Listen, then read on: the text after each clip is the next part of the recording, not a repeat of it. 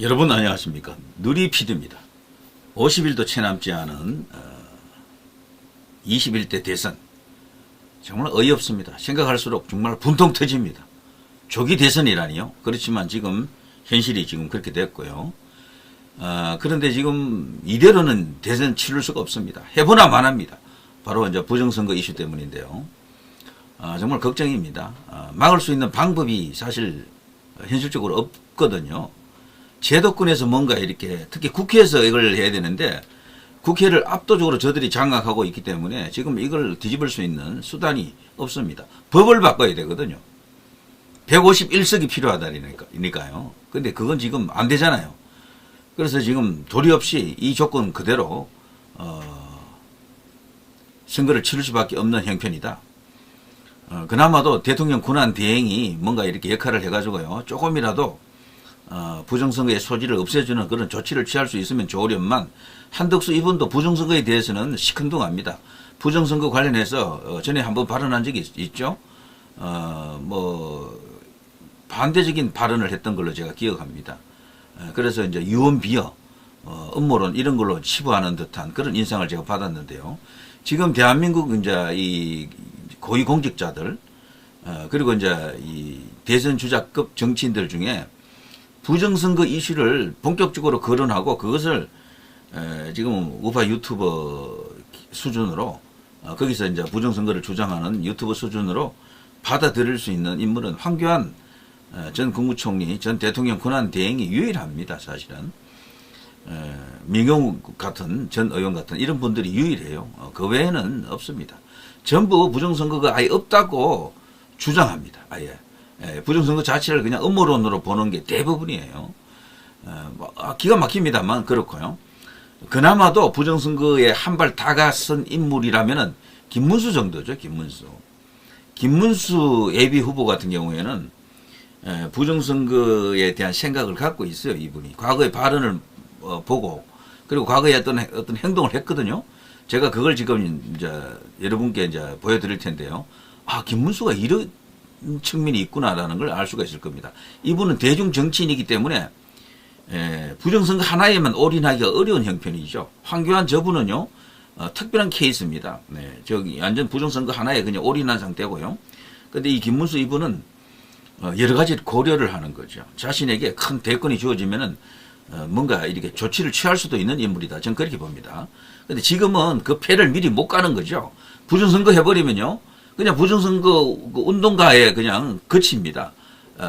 대선 주자에서 거의 이렇게 사라집니다. 지지율도 그냥 거의 안 나올 거예요. 그렇게 되어 있습니다, 우리나라가. 그래서 황교안 같은 저런 분은 자기를 희생하는 거죠.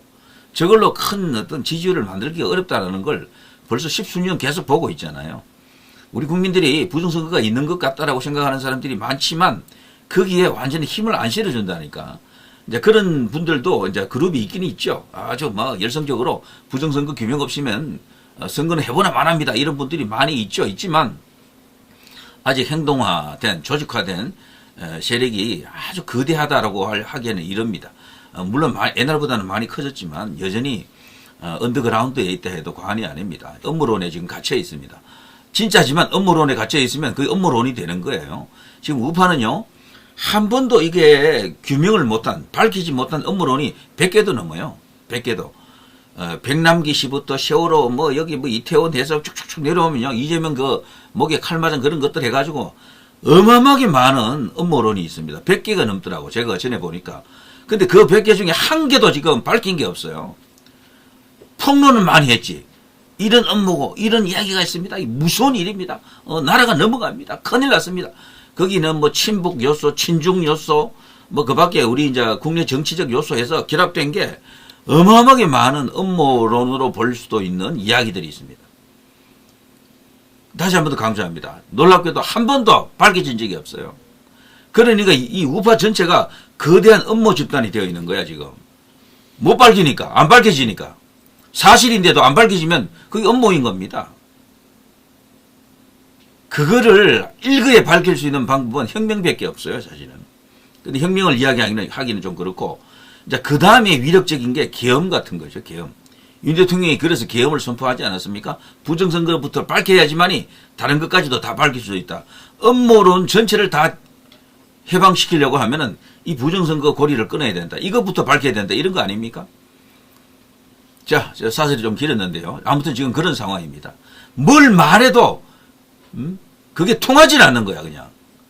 결국 그거 통한다라는 것은요, 수사를 해야 되는 거거든, 수사. 적어도 국회에서 뭐 국정조사를 하든 뭘 해야 돼요.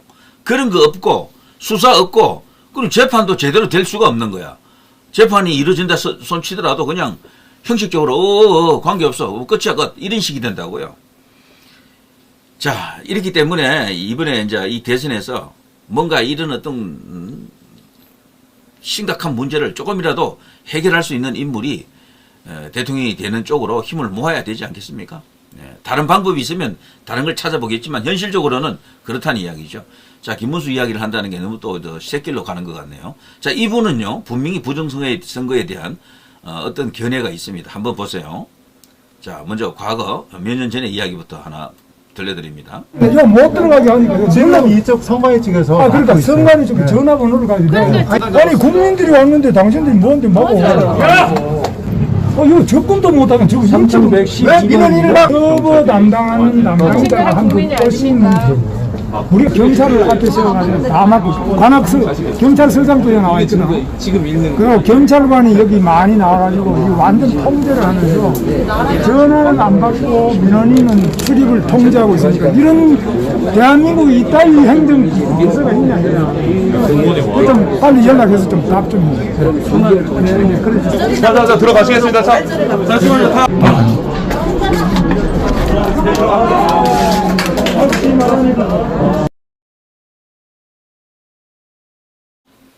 네, 어떻습니까? 김문수 저 당시에 야인이잖아요. 그냥말로 이제 거리의 투사, 아스팔트 우파로 이제 운동을 할 때인데요. 백수죠, 사실은 이 당시에는. 야, 이 선관위를 뚫고 들어갔습니다. 김문수 이분이. 관악 선관위 서버를 지키기 위해 유일하게 나온 정치인, 김문수, 현역이 아닌 정치인이죠. 그래서 저들 눈에는 정치인으로 안 보일 거예요. 그냥 태극기 들고 운동하는 김문수가 온 거예요, 그냥. 이때가 2020년 9월 29일 추석 명절 전날이다. 이런 행동을 했던, 이런 노력을 했던 인물이 김문수입니다. 부정선거에 대한 어떤 인식이 있다라는 걸 알 수가 있겠죠. 자, 또 하나 이제 보겠습니다. 얼마 전에, 요거는 이제 한 두어 달 전인데요. 기자들 앞에서 부정선거에 대한 질문을 받고 발언하는 김문수 장관 때죠. 한번 들어보세요. 부정선거 주장에 대해서는 뭐 많은 그것도 갈등이 있는 부분인데요. 저도 이 문제에 대해서 오랫동안 직접 관심을 가지고 이해창 총재가 선거에 졌을 때 그때 우리 당시 한나라당이죠. 그래서 소송을 해서 재판정에서 그 검표를 새로 했습니다. 영등포 여기 법원에서도 하고 여러 군데 하는데 제가 그때 당시 사무부총장으로서 실무자가 돼가지고 그 가서 쭉 봤는데 뭐 몇 표 차이가 나는데 별 문제가 없었고요. 박혁규 의원이 있습니다. 경기도 광주의 국회의원인데 3표 차례 됐습니다. 그래서 국회에서 별명이 박세표입니다. 그래서 너무 억울해서 재판을 했는데 가서 제가 봤는데 오히려 뭐 한 표 더 생겨서 4표가 됐나 이렇게 거의 차이가 없었습니다.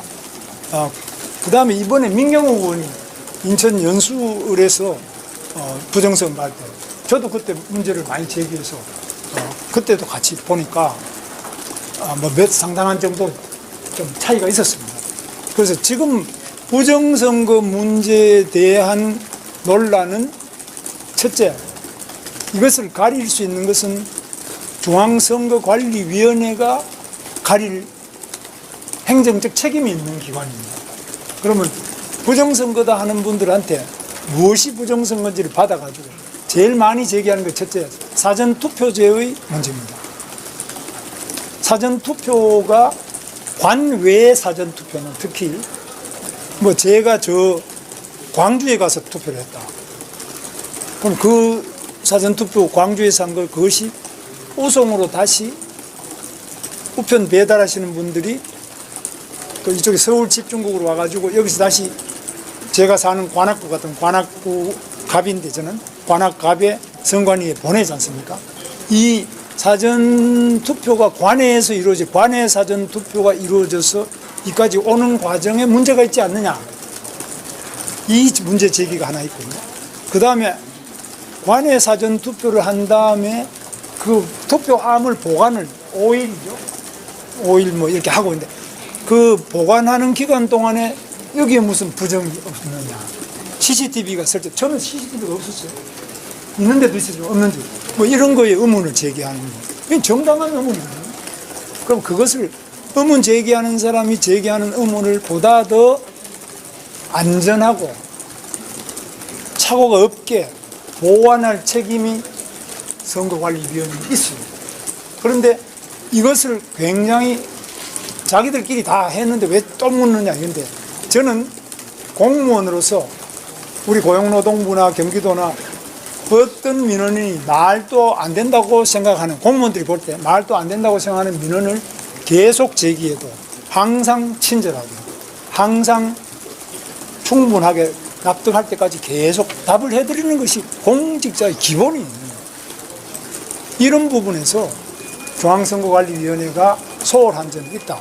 그 다음에 또 부정선거는 의혹을 제기하는 사람들은 뭐 외부에서 해킹으로 이 컴퓨터나 서버를 조작한다든지 이럴 수 있지 않느냐. 이거는 이제 검증을 하기 굉장히 간단하지 않습니까? 저는 기술이 있거든요. 그 다음에 하나는 이제 개수기 세는 거, 이게 여기서 조작이 있지 않냐. 뭐 그거는 그렇게 어려운 문제는 아닌 것 같아요. 그래서 손으로 다시 개표하고 세고 대비하면 되니까. 전체적으로 이 컴퓨터의 일정한 집계 과정에서 오류나 조작이 있을 수 있다. 이런 여러 가지 부분이 있지 않겠습니까? 이런 부분에 대해서 하나하나를 검증하고 그것을 예방하기 위한 보다 더 공명하고 공정한 선거가 될 수 있도록 하기 위한 우리 선거관리위원회와 우리 정부 기관의 노력이 계속되기를 바라고 부정선거를 주장하면 무조건 아니다라고 말하는 것이 아니라 그 무슨 부정선거가 어디서 어떻게 이루어지고 누구에 의해서 이루어졌는지 그 결과가 어떻게 됐는지를 끊임없이 검증하고 답하고 그런 부분을 줄여나가기 위한 선거관리위원회의 노력이 있어야 되는데 불행하게도 선거관리위원회 중앙선거관리위원장 권순일이라는 분은 뇌물도 받아먹지 않느냐 뭐 이래가지고 뭐 50억 그러기도 이런 거 들어보셨죠? 중앙선거관리위원장이에요. 그건 매우 잘못된 그 다음에 그 자녀를 뭐 특혜 채용을 했다든지 여러 가지 중앙선거관리위원회를 둘러싼 다른 부정비리의 문제가 선거 전반의 부정비리로 비화 확산되는 이 과정은 참 불행하고 안타까운 과정입니다. 이것 때문에 승복하지 못하는 국민들이 그걸 가지고 또 더 승복 안 해요. 이런 것들을 하나하나 지금 차근차근하게 해결해 나가면 이 문제는 그렇게 어려운 문제가 아니라고 저는 생각합니다. 그래서 제가 볼 때는 뭐 부정선거가 있다 없다 이런 게 아니라 인간이 하는 일이 항상 문제가 있을 수 있죠. 그 문제를 고쳐 나가는데 정성을 다하고 그 문제를 제기하는 분을 잘 말씀을 경청해서 하나씩 고쳐 나가는 것이야말로 위대한 대한민국 공직자가 해야 될 일이라고 저는 생각합니다. 네. 자, 다른 정치인과는 다르잖아요. 다른 정치인들 중에는 대부분 이 질문을 안 받으려고 합니다. 답변하기가 곤란하거든. 아니면 아예 없다라고 그냥 아주 뭐 목소리를 높입니다. 부정선거 그거 음모론이에요. 그거 없습니다. 이런 식으로 이야기하는 사람들이 또 압도적으로 많고요. 대선 주자급 중에 이 정도 이야기할 수 있는 사람은 황교안 예비 후보를 빼면은 김문수가 유일합니다. 김문수 예비 후보가 유일해요. 그나마도 부정선거에 대한 어떤 생각을 갖고 있는 분이에요. 이분은 딱 봐도. 자, 이 부정선거가 사실 음모론 중에서도 가장 큰 음모론이죠. 이걸 빨리 음모론에서 구해내야 됩니다. 거기서 빼내야 됩니다. 이것만 빼내면 다른 음모론도 다 밝혀질 것 같아요. 제 생각에는. 심지어는 뭐 코로나 그것도 뭐 음모론, 거대한 음모론이 많잖아요. 그 안에 가면 세부적으로 여러 또 음모론이 있거든. 이런 식으로 어마어마하게 많은 그런 해결되지 않는 의혹들이 있거든요. 그걸 음모론이라고 볼 수 있는데 그게 대부분 좌파가 아니고 우파에서 다 생긴다니까 지금. 전부 우파 쪽에서 일어나는 이게 그 폭로 주장이에요. 단 한 개라도 규명을 해봐야 될 텐데 십수년 계속해서 이런 게 있다더라 이런 게 있다더라 폭로 놀랍게도 단 한 개도 해결된 게 없어요. 단 한 개도. 이 모든 걸 한 방에 해결하는 방법은 딴 거 없습니다. 이 부정선거 이거를 드러내는 것밖에 없다라고 저도 그렇게 믿고 있어요. 그런데 그러자면 선거에서 이겨야 되거든. 부정선거 없이 이기면 제일 좋겠죠. 그렇지만 그거를 지금 이 조건에서 할 수 있는 힘이 저쪽에 있네. 이쪽에는 없네. 이제 이런 상황이죠. 그래서 이런 핸디캡을 안고도 대선에서 이겨야 되는 겁니다. 그래서 보수가 다 결집하고 결집의 힘이 넘쳐가지고 범보수 결집이 이루어지고 그냥 보수 결집보다는 범보수가 훨씬 커요. 외곽에 있는 왔다리 갔다리까지 다 포함하는 겁니다. 일부 중도까지 들어오는 걸 말합니다. 범보수. 거기다가 반 이재명, 비 이재명까지 다 끌어모아야지만이 이 싸움에서 이길 수 있다. 이렇게 볼 수가 있겠죠. 자, 김문수가 과연 이분은 부정선거에 대해서 어떻게 생각하느냐를 알 수 있는 인터뷰였습니다. 누리 PD 김준희였습니다.